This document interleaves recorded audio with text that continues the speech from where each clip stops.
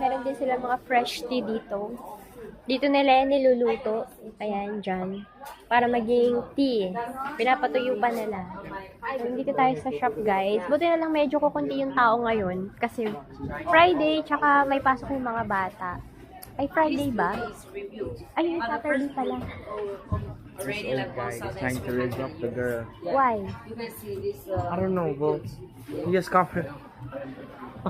You ask him. Oh, your teacher. Down Dallas, please. Your history teacher. Wow. I have some knowledge. Yeah, what's this? And,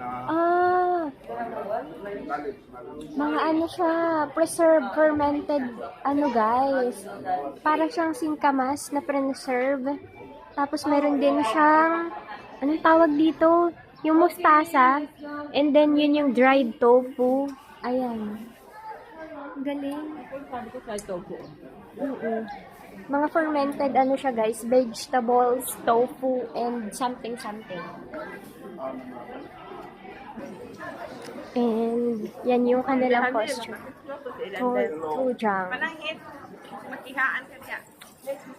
Something like that. sorry.